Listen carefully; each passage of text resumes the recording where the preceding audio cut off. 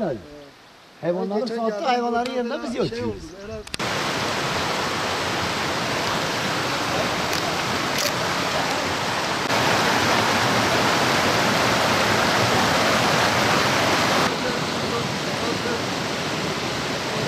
Kantor olsun, şey olsun.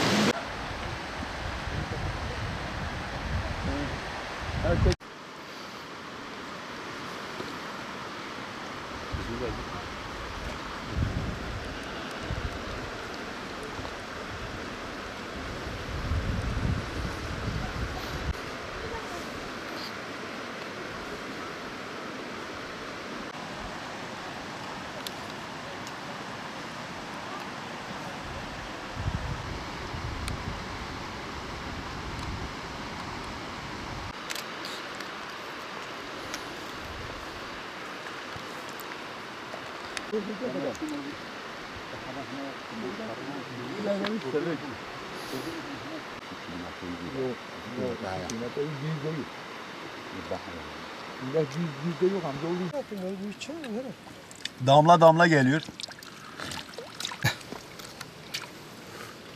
Millet buradan geçerken susuzluktan Çok güzel. yukarıya çıkamıyor.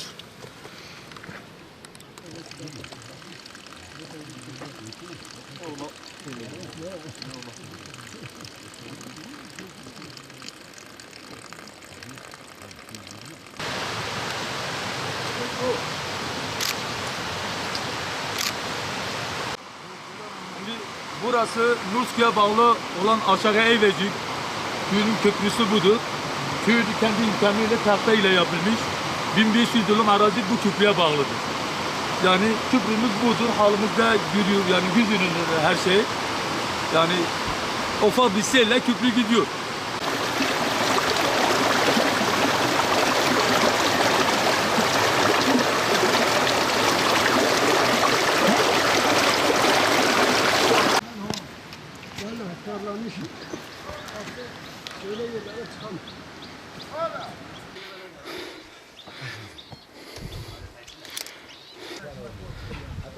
Abi sırtımda 3 oğlan nefesim kesilmiş konuşamıyorum.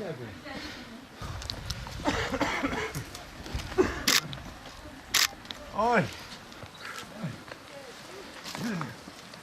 İnsan yorulur. Ne genel?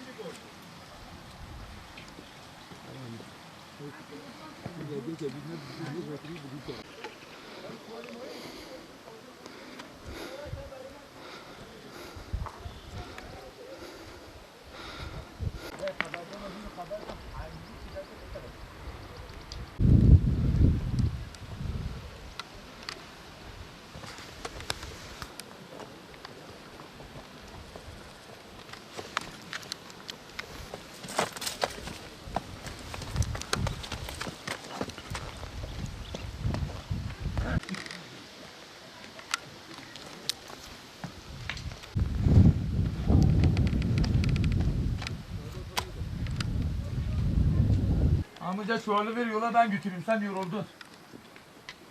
Amca. Çuvalı ben alayım.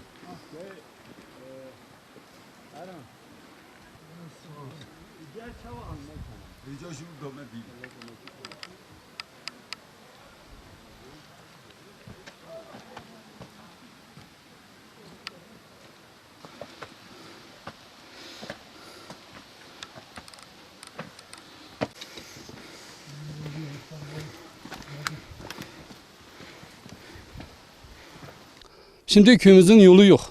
Köyümüz haraba. Gördüğünüz gibi evlerin %50'si yıkık. Yolları kapanmış. Köylü burada çiftçiliğini yapamıyor. Burada evleri de yok. Çünkü evler hepsi yıkılmış. Güçleri de yetmiyor yapmaya. Yolda bu sene açtırdık buraya. Yolda gördüğünüz gibi ancak insan geçidi olmuş. Yani araba yok. Camımız burada yıkılmış. Biz camımızı yaptık. Kuru betonda duruyor. Yol, arazi yolumuz yok. Artık insanlar öküzlerle artık süremiyor. Çünkü kimse beslemiyor artık masraftan dolayı. Traktör de oraya gitmesi için yol gerekiyor. O yollar da yok efendim. Köprü yok. Belki görmüşsünüz, köprümüz yok. Gittik gördük, beraber baktık. Okulumuz sahası yok. Şu an okulumuz, buradaki öğrenciler merkeze, Nurs'a gitmişler. Burası Nurs Aşağı Ayvacık Mezrası. Biz acilen yolumuzu istiyoruz. Köyümüze bir kevş istiyoruz. Yetkililerde gereken neyse onlardan bekliyoruz. Özellikle yolumuz olmasını istiyoruz. Çünkü bu yol olursa yani her şey yolla başlar. Yol olursa köylü biraz ferahlar. Köprü olursa, ondan sonra arazi yolu açılırsa insanlar ufak ufak bir şeyler yapmaya başlar. Şimdi bunlar olmayınca, bunlar ana birimler olmayınca artık yani herkes bir traktör olacak değil. Bir köprü yapacak değil. Herkes bir yol yapacak değil. Bu devletin yapması gereken konular. Aşağı yukarı 45 hanadır. Yolumuz yoktur. Yolumuzu yapabilmesi için bu sene bir geçit verildi ama öyle kaldı. Köy haraba oldu. Bizim köprümüz de yapılmamış, 1500 dönüm bir yerimiz var. Arazi var. Gölet de yapılmamış, depremde bozulmuş, çadır atmışlar. Yani içine çadır koymuşuz. O şekilde su doluyor. Ondan sonra biz buradan kaymakamımıza iletmişiz. Artık yetkililere iletmişiz ama kimse el atmamış. Hala da görüyorsunuz. Burada zaten ev, köy bellidir. Görülüyor şu an. Kimse el atmamış. El atmasını istiyoruz. Köylüler, yaşlılar var, gençler var. Burada eziyet çekiyorlar. Yol olmayınca hiçbir şey olmuyor. Yol olunca herkes kendine bir fedakarlık yapar. O şekilde hayatını sürdürür. Burada görüyorsun yolumuzu yeni yapılmış ama köyün içine doldurmuş, böyle kalmış. Şu an yolumuz yapılırsa evde yapılır, köprüde yapılır. Herkes kendi yaşamına yeniden başlar. Yalnız burada şu an çok sıkıntı, yol olmayınca hiçbir şey de olmuyor. Biz yetkililerden yapmasını, el atmasını istiyoruz. Kaymakam olsun, muhtardan kaymakama, kaymakamdan valiye, validen milletvekiline kadar. Biz bunlarda yardım istiyoruz. Burası hiç kimse gelip de buradan yani haber etmemiş.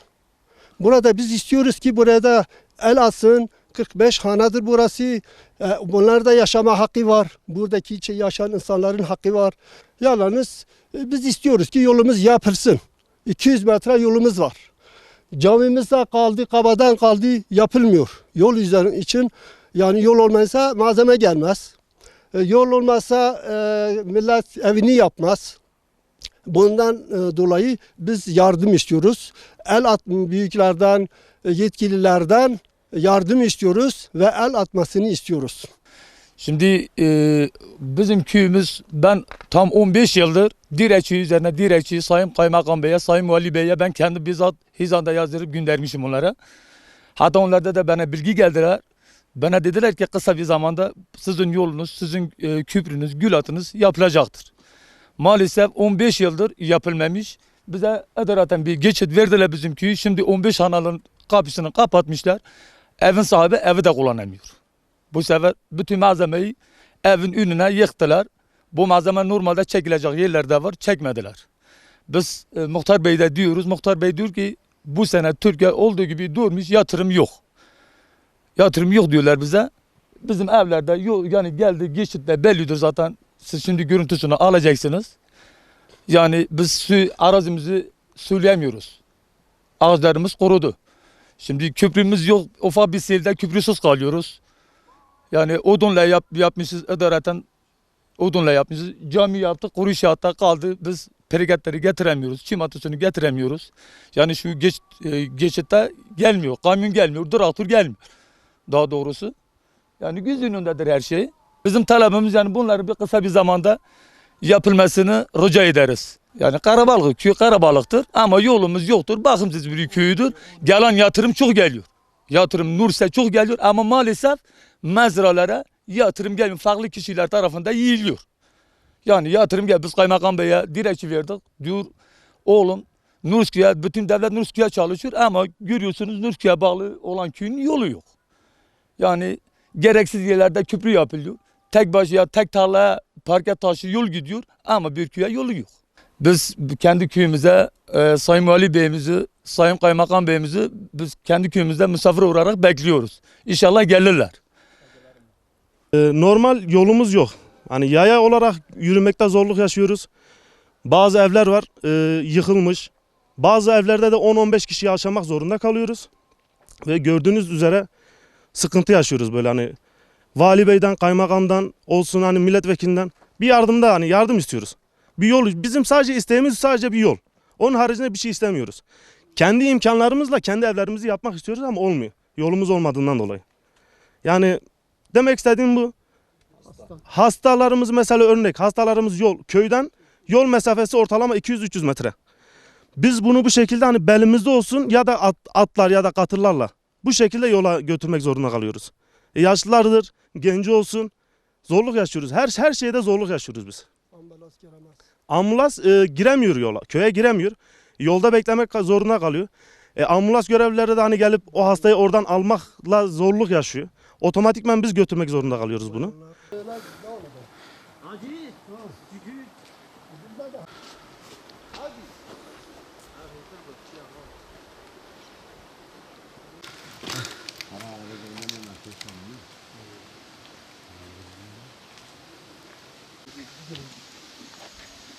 Şu an bunu biliyor musun?